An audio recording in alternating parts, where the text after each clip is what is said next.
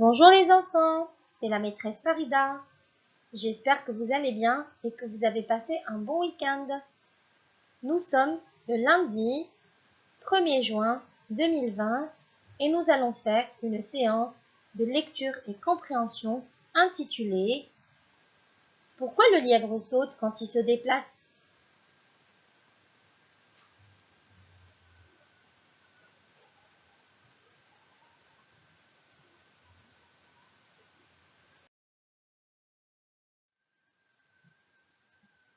Vous allez prendre votre fichier Kimamila numéro 2 à la page 94 et n'oubliez pas de prendre un crayon à papier, une gomme ainsi qu'une règle.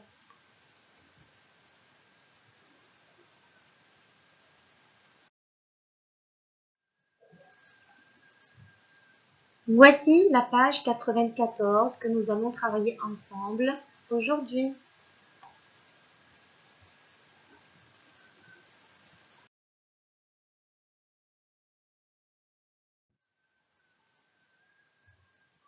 Nous allons d'abord commencer comme d'habitude avec la lecture. Pourquoi le lièvre saute quand il se déplace? C'était il y a très longtemps. L'éléphant était alors le roi des animaux. Un jour, le roi proposa d'abandonner la chasse. Pour se nourrir, chaque animal devait donc avoir son champ et le cultiver. Mais il fallait avoir un champ à sa taille, n'est-ce pas? Et pour cela, chacun devait mesurer son champ en comptant 10 pas. Cependant, le lièvre n'avait pas envie d'avoir un petit champ.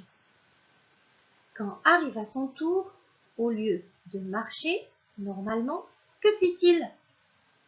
Il sauta un pas, encore plus loin, 2 pas, et à 10 pas, le lièvre avait un champ aussi grand que celui de l'éléphant.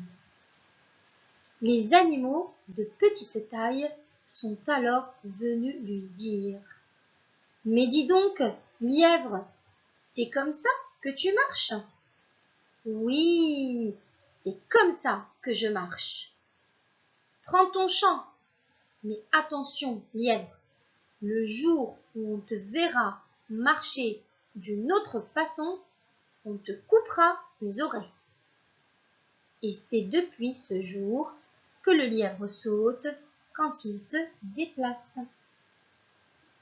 La boîte à outils. Même, autour, peut-être, soudain, au-dessus, enfin, puis, déjà, longtemps, cependant, encore, comme. Est-ce que vous avez remarqué les enfants que nous avons 4 nouveaux mots outils dans la boîte à outils? Oui, et ils sont en gras. Et même dans le texte, on les retrouve écrits en gras.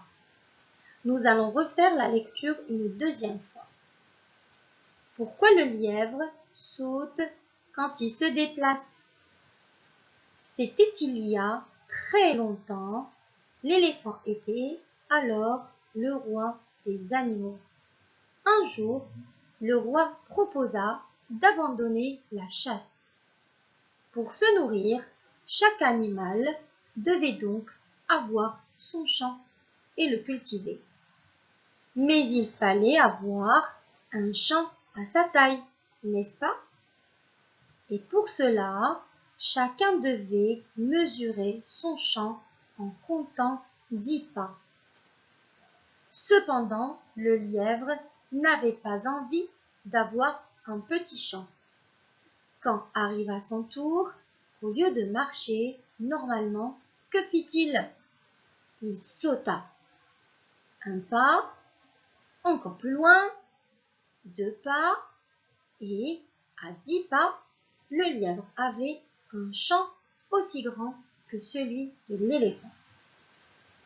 Les animaux de petite taille sont alors venus lui dire: « Mais dis donc, lièvre, c'est comme ça que tu marches ?»« Oui, c'est comme ça que je marche.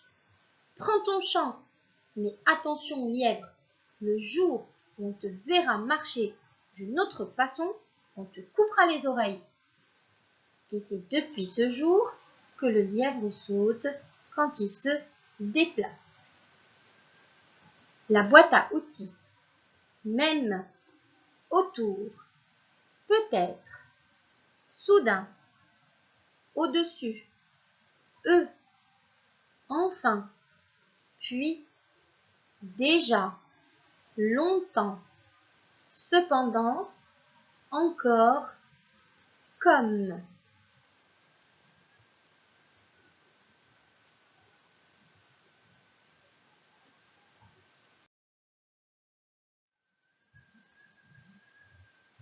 On passe maintenant aux questions de compréhension. Exercice numéro 1. Lisons la consigne. Réponds aux questions. Nous allons lire ensemble la question numéro 1. Alors, première question. Que décide de faire le lièvre pour avoir un grand champ? Alors, que décide de faire le lièvre pour avoir un grand champ? Qui se rappelle ce qu'il a fait? Eh bien, réfléchissez bien et nous allons aller voir le texte pour trouver notre petite réponse.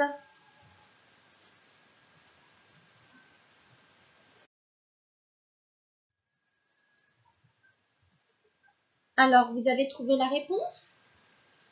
Excellent. Donc, le lièvre a décidé de sauter pour avoir un grand champ. Où se trouve la réponse dans le texte?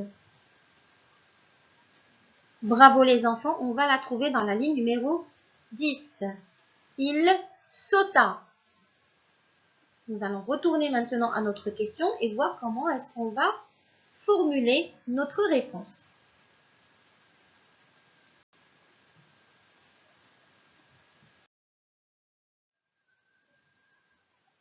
Nous voilà de retour à notre question. Et dans le texte, en réponse à cette question, nous avons souligné « il sauta ». Mais pour faire une jolie phrase, on ne peut pas utiliser uniquement ces deux mots-là, n'est-ce pas? Donc dans la question, nous avons « que décide de faire le lièvre pour avoir un grand champ ?»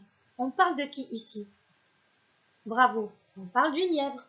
Donc, on entoure le mot le lièvre car nous allons commencer avec la phrase. Donc, le lièvre, bien sûr, décide. Donc, le lièvre décide, il sauta. Est-ce que c'est correct? Bien sûr que non, ça ne fait pas une jolie phrase en français. Donc, il sauta, nous devons transformer ces deux mots. Et à la place de il sauta, on va dire de sauter. Donc, le lièvre décide de sauter. Et là, nous aurons une jolie phrase, bien sûr, qui commence avec une majuscule. Et le mot sauter va se terminer avec le EER. Et on n'oublie pas de mettre le petit point. Et la phrase, elle sera ainsi, le lièvre décide de sauter.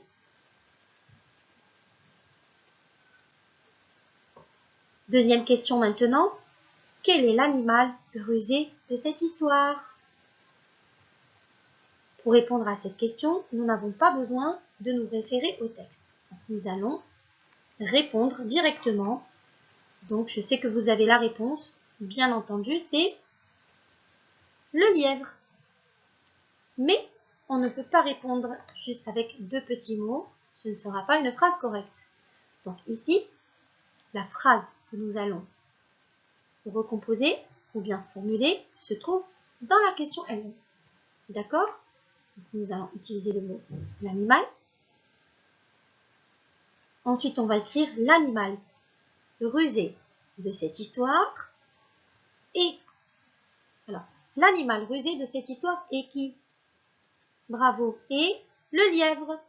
Donc, on va écrire ce que maîtresse a entouré et souligné. On commence par une majuscule. L'animal rusé de cette histoire et le lièvre. Et voilà comment on fait une jolie réponse.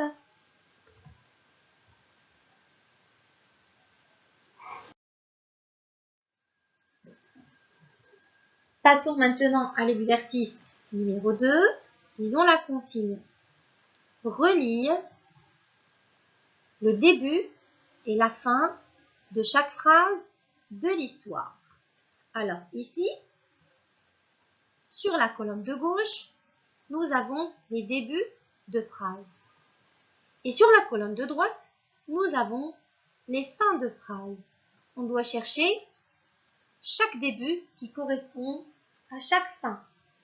D'accord? Donc, il faut bien réfléchir avant de relier. Alors, on va lire d'abord ce groupe de mots. Le roi proposa. Et on va aller chercher dans les 3 fins de phrase quelle est celle qui correspond le mieux. Donc, le roi proposa avoir un champ à sa taille. Est-ce que pour vous, c'est correct? Non, car si on veut utiliser cette phrase, on doit dire le roi proposa d'avoir un champ à sa taille. Et ici, donc, notre phrase ne serait pas correcte. On passe à la deuxième. Le roi proposa que le lièvre saute quand il se déplace. Est-ce que c'est correct? Non, le roi n'a jamais proposé, mais c'est le lièvre qui est rusé, qui a décidé de sauter. Ensuite, dernière proposition, le roi proposa d'abandonner la chasse. Et oui, excellent les enfants, c'est une bonne réponse, et elle se trouve dans le texte d'ailleurs. Le roi proposa d'abandonner la chasse. Maintenant, on va passer au deuxième début de phrase. Il fallait. Alors, on va voir les 2 autres propositions qui restent. Il fallait avoir un champ à sa taille, ou bien il fallait que le lièvre saute quand il se déplace. Bravo, bien entendu, il s'agit là de la première proposition. Et là, nous aurons la phrase « Il fallait avoir un champ à sa taille ». Et donc, par conséquence, le dernier début de phrase va être relié avec la dernière proposition qui reste. C'est depuis ce jour que le lièvre saute quand il se déplace. Et voici la bonne réponse.